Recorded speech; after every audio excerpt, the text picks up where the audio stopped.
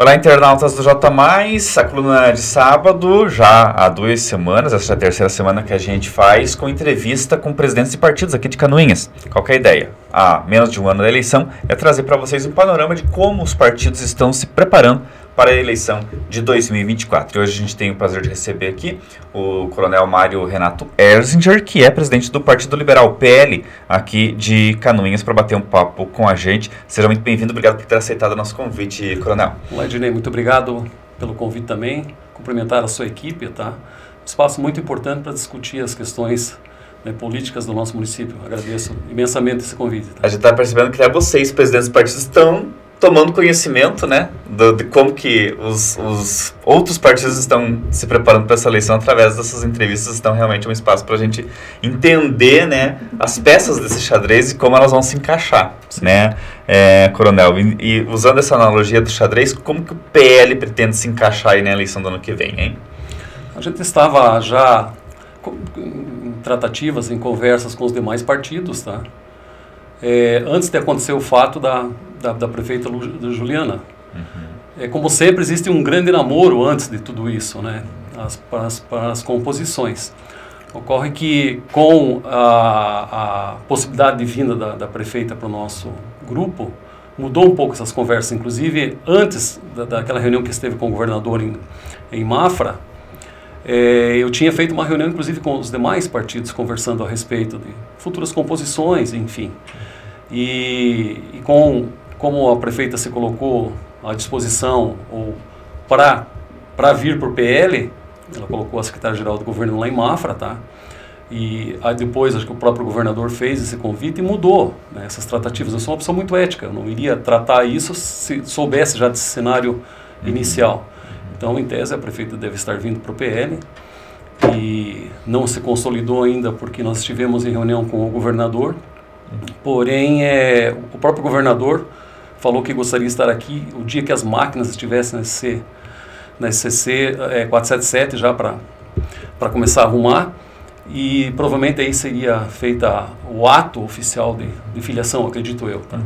Bom, essa sua fala confirma uma suspeita que eu tinha de que vocês não participaram dessas tratativas, ou seja, a direção do PL municipal não participou diretamente das tratativas da filiação da prefeita ao partido, certo? Inicialmente não. Tudo isso foi lá no escalão estadual, ou seja, o governador, o entorno dele, os deputados do PL, Sim, que articularam essa questão. Mas aí não ficou uma situação um pouco chata, porque é uma decisão que veio aqui meio imposta para vocês, ou o senhor está totalmente confortável com essa questão? Não, de minha parte é confortável, tá? Porque existem essas tratativas, até mesmo porque o alinhamento de ter prefeito, o governador Jorginho Mello está fazendo isso a nível de Estado, né? De trazer prefeitos para o PL. Então, de minha parte, confortável. É claro que entre alguns membros do partido isso não ficou muito tranquilo, é normal isso. Mas, nem todo mundo aceitou? Assim, diretamente não. É que houveram conversas, e estão tendo conversas ainda, até mesmo porque no nosso grupo PL nós temos nomes fortes para concorrer a uma eleição. E isso que... Vocês já vinham conversando sobre isso? Já estava sendo discutido isso, tá? Na composição da proporcional, né, dos vereadores, dos futuros candidatos, porque como mudou a legislação eleitoral, agora são somente 11. 30% mulheres, né, 4 e 7 homens. Então estávamos trabalhando, porque alguns, inclusive integrantes do PL que estavam e foram candidatos, o exemplo clássico, o Jubanski. O Jubanski já estava compondo a equipe da prefeita Juliana e eticamente, é uma pessoa muito ética, me falado que ele, em função disso, ele ia sair do PL e realmente saiu. Tá? Então você teria que buscar já outros nomes, ou trabalhar outros nomes, né? Uma nominata um pouco maior para não ser tomado de surpresa quando for lá no início de abril, final de março, a data da janela para você ter candidatos, né? Mas vocês sabem que, obviamente, né, um prefeito sempre é um nome que acaba despontando como o favorito em qualquer campanha, de largada, né? Porque, obviamente, na campanha muita coisa muda. Nesse sentido, o senhor vê positivamente para o PL o fato dela já ser prefeita? Tem 3 fatores aí que eu tenho que colocar, tá? Primeiramente, tem a questão da máquina, né? Você tem que colocar essa situação. Isso é um fator positivo numa eleição, porque tem já uma certa vantagem, né? A outra questão é fazer uma pesquisa e ver como é que está a aceitação do próprio candidato ou candidata, né? Porque nós temos que saber o que a comunidade está esperando, tá? E a terceira é a aceitação do grupo, né? Eleição suplementar, como nós não tivemos eleição para vereadores.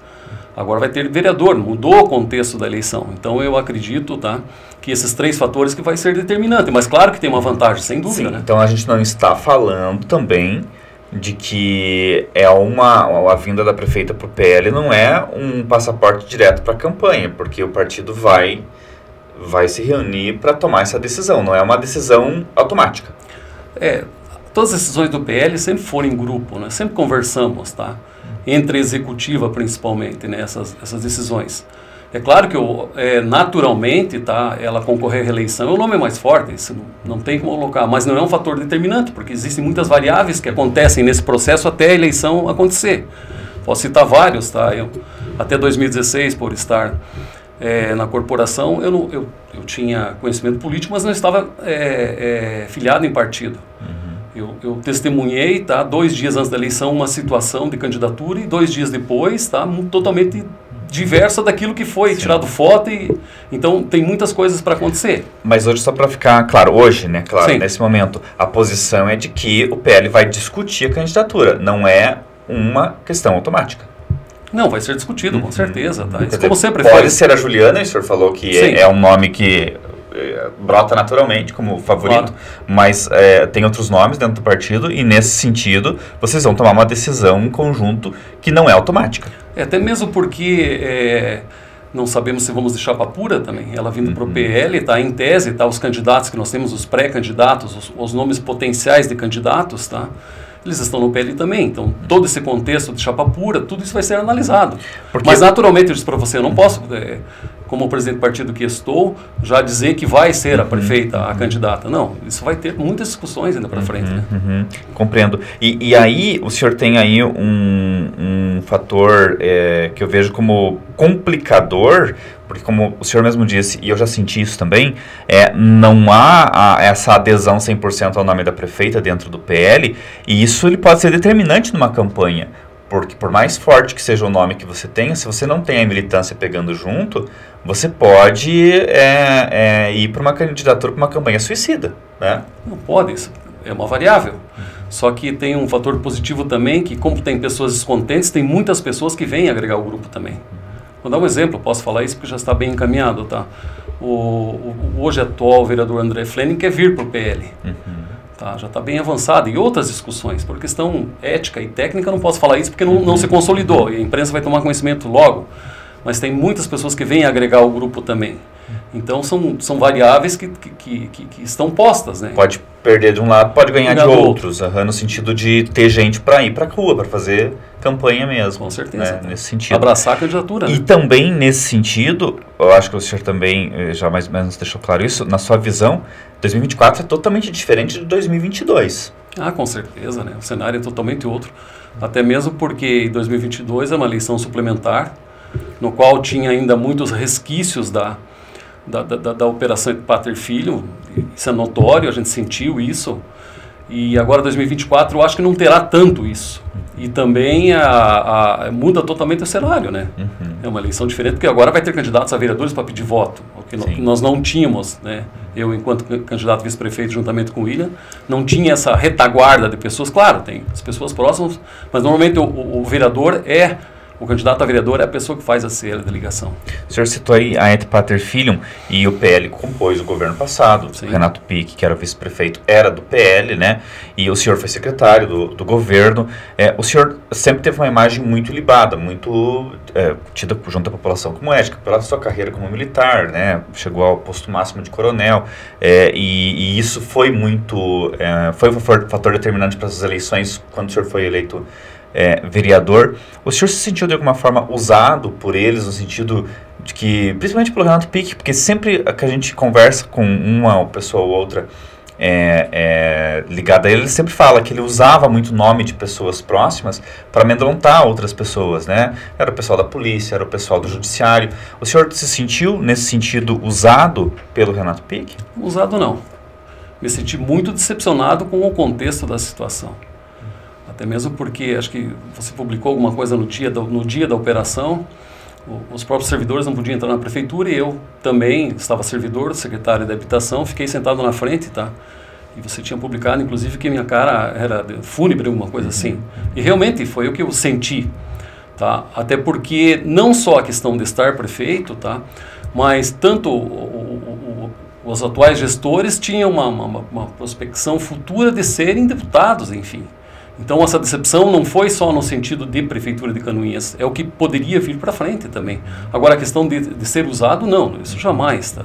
Eu acho que o Nilson Kocharski falou alguma coisa em depoimentos de que, aí quando perguntaram, né, se alguma pessoa do próprio governo sabia de alguma coisa e tal, ele disse que ele falou alguma coisa para membros do governo, que em ele citou um determinado episódio em que o senhor chegou e o assunto meio que mudou e o senhor percebeu que tinha alguma coisa ali, mas o senhor abstraiu aquilo. O senhor se lembra disso? Situações em que o senhor desconfiou que aquele governo não era sério?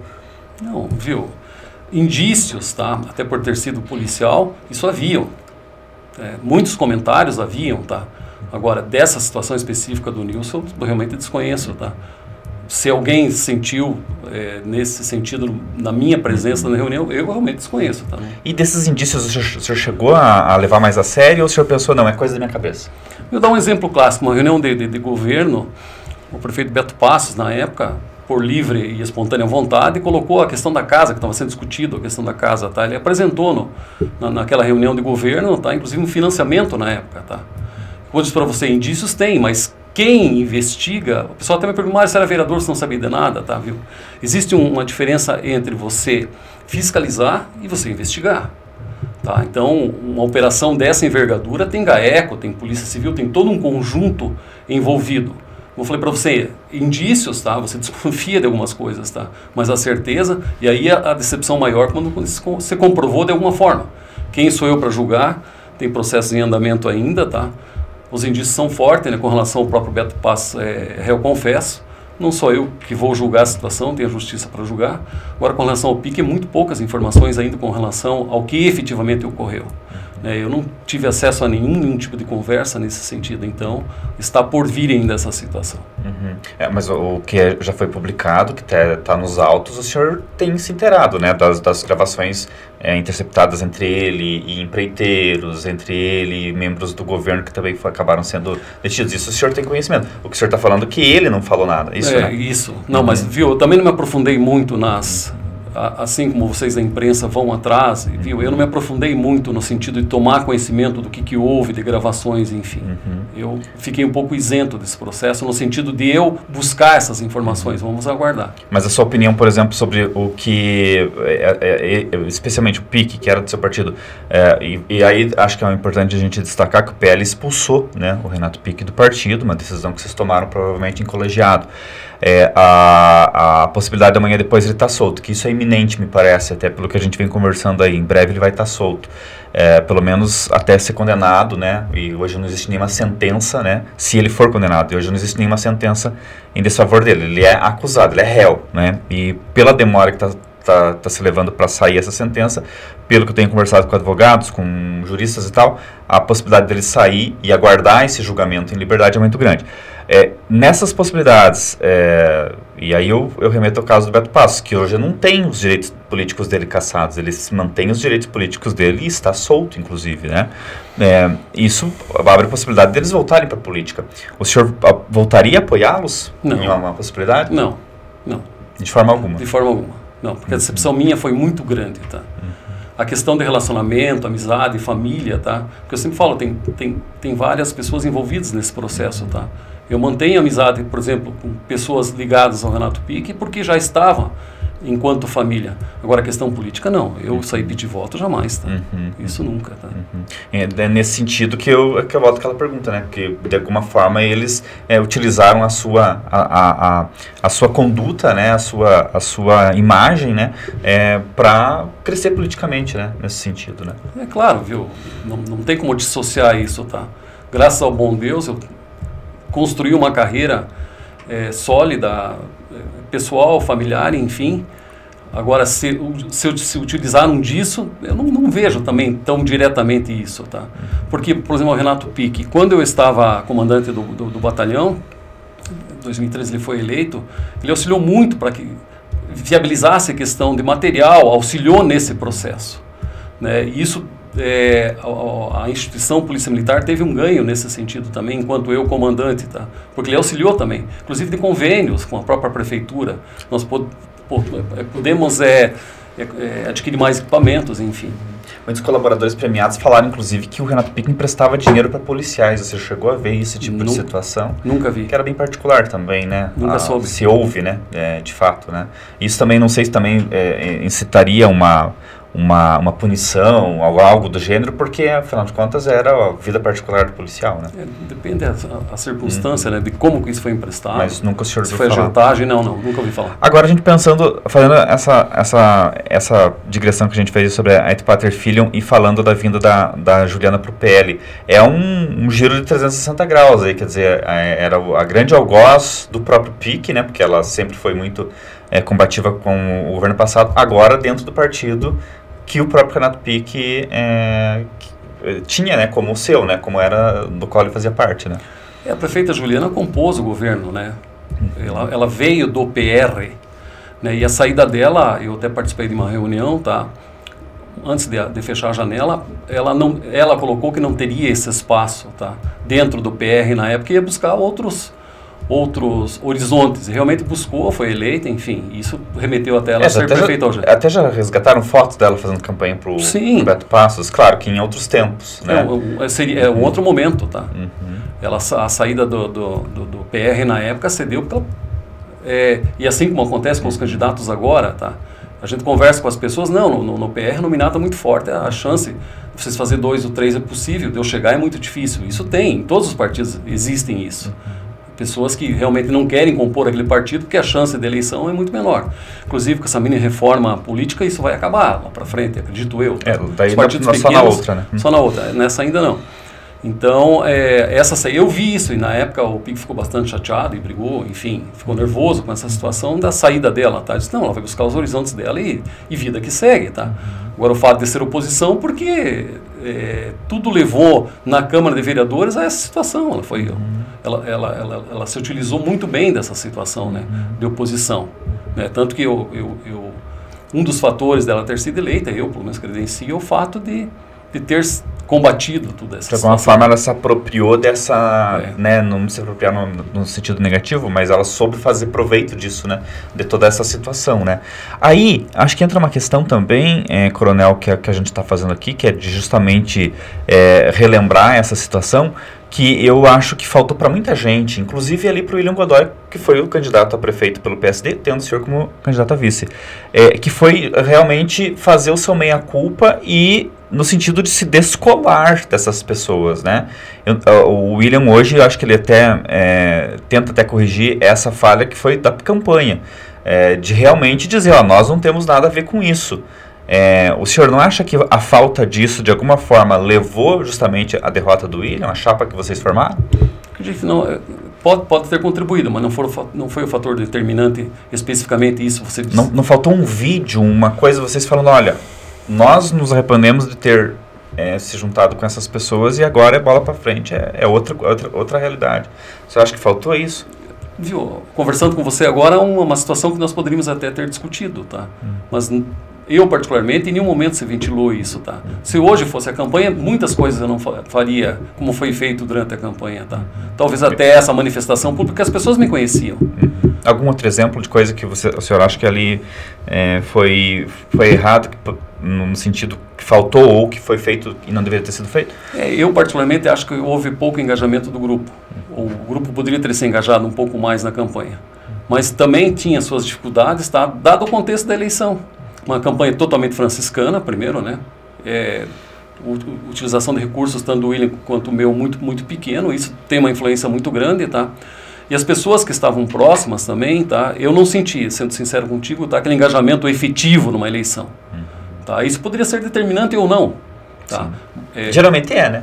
Normalmente. Militância geralmente é muito importante. Viu? As pessoas próximas, muitos contribuíram, ajudaram, mas ainda eu senti em alguns ainda essa temeridade de ir para a rua. Foi uma eleição que teve um componente muito forte nas redes sociais, e aí pode dizer, mas a rede social está aí há 20 anos, né, e tal, mas eu me recordo da eleição de 2020, que a gente teve um papel muito importante do rádio. As redes sociais replicavam aquilo que estava na propaganda de rádio, né?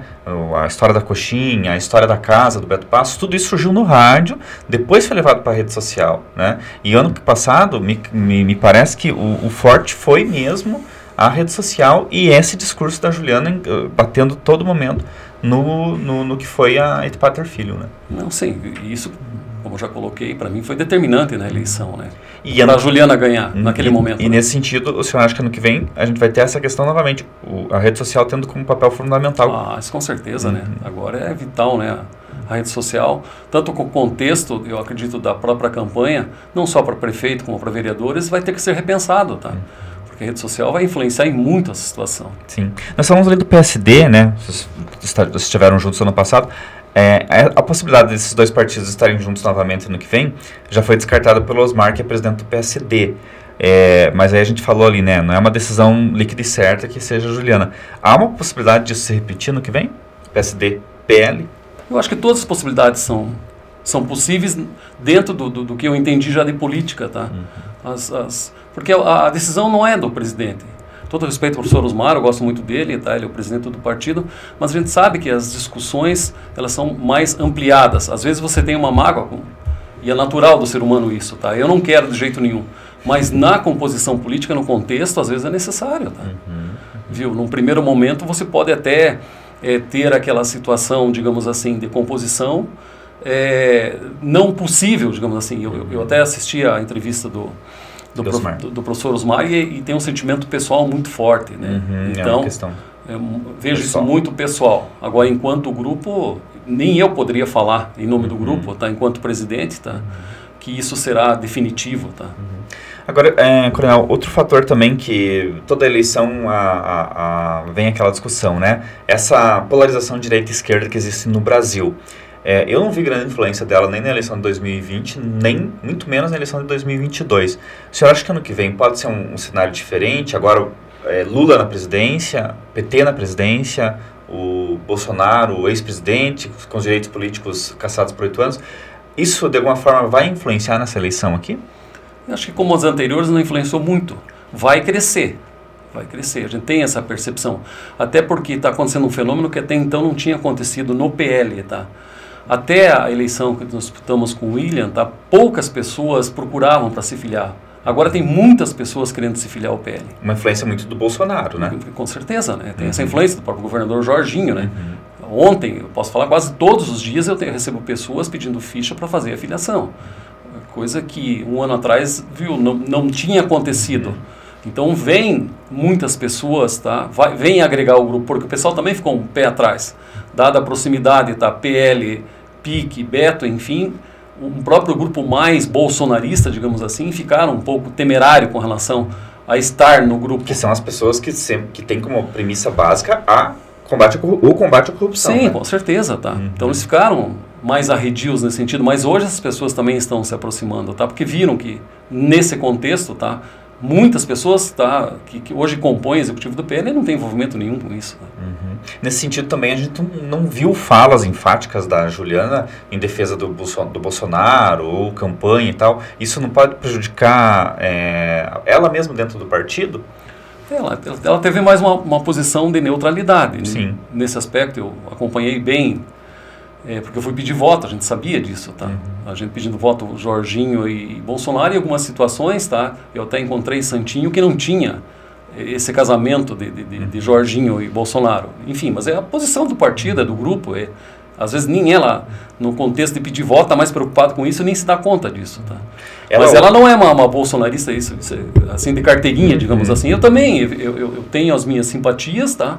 Mas também não sou aquele extremista ou posições extremistas, não.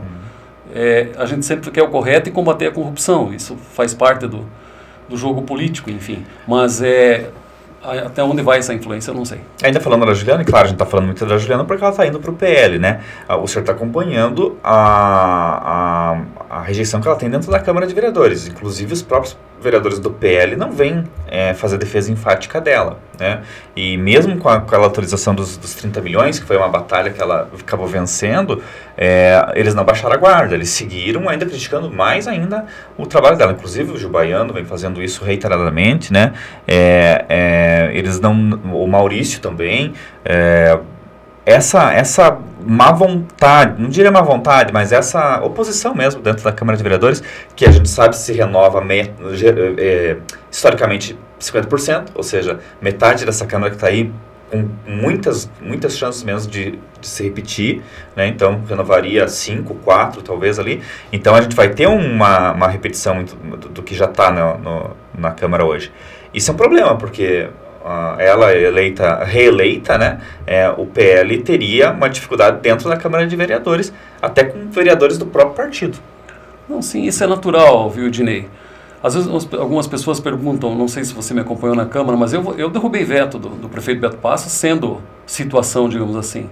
Eu votei contra projetos, então, tanto o Gil quanto o Maurício, e pela linha que eu conheço deles, são muito corretos. Aquilo que eles entendem que não é bom para o município, nós sempre vamos trabalhar no sentido que for melhor para o município. A cabeça deles acredita que é dessa forma também. Claro que tem dificuldade, a coisa não é tão simples assim. Se num determinado momento você apanhou e depois você se abraçar, não é muito simples. Isso é um tanto quanto difícil, tá? Mas tem que ser trabalhado, né? Principalmente como o próprio Beto Passos fez em 2020, de uma maneira muito... O Beto e o Pique fizeram de uma maneira muito... exitosa, né, formar uma maioria, né, conseguiram eleger 6 vereadores e estavam indo muito bem, se não fosse o que eles mesmos fizeram, né, claro. Porque a Câmara estava indo, é muito diferente o relacionamento que a Câmara tinha com o prefeito Beto Passos do que a Câmara tem hoje com a prefeita Juliana, inclusive com a Tatiane, que é a presidente da Câmara, fazendo muitos atos na tentativa de estocar o governo mesmo, né? Questionando, mandando requerimento e até engavetando, no caso do projeto dos 30 milhões, um projeto de interesse do governo, né? Uma coisa que eu insistia muito, tanto com o Beto como o Pique, tá? De fazer reuniões mais frequentes com os próprios vereadores, tá? Eu acho que aí, não sei se é falta de experiência, eu não sei o porquê, mas uma futura eleição, de quem quer que seja, vai ter que sentar um pouco mais com a Câmara, discutir um pouco mais. Isso eu sentia, tá? Tem vários exemplos aí que você não precisava, digamos assim, ter críticas, tá? Se fosse conduzido de outra forma. Um caso clássico, eu sempre uso, tá? Foi a abertura do calçadão. Eu tinha recém terminado o mestrado, tinha alguns professores que eram totalmente contra a abertura, dado aquele contexto histórico, enfim. E eu insisti muito na época, tá? Para que o secretário que hoje está inclusive de planejamento, fosse até a Câmara e explicasse o projeto. Isso não foi uma coisa muito simples. Quando ele foi lá, apresentou o projeto, viu, as guardas abaixaram, tá? Foi aberto o calçadão e foi uma coisa, na minha leitura, positiva. Então, eu acho que essa conversa, tanto a Juliana ou quem quer que seja, vai ter que ter mais proximidade com a Câmara, tá? E isso, para mim, em qualquer situação, viu, o diálogo é importante, tá? Fernando Henrique Cardoso já dava lição, né? Nos diários dele, ele escreve que a maioria dos deputados que queriam ter audiência com ele queriam apenas ser ouvidos, né?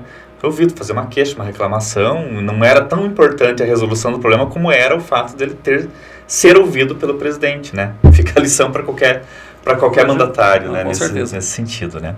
Muito bem, conversei aqui com o Coronel Mário Erzinger, que é o presidente do Partido Liberal, PL aqui de Canoinhas, prospectando aí o cenário para o ano que vem, mas como não só ele frisa aqui, como os outros frisam, né? Tem muita coisa para acontecer até lá, né, Coronel?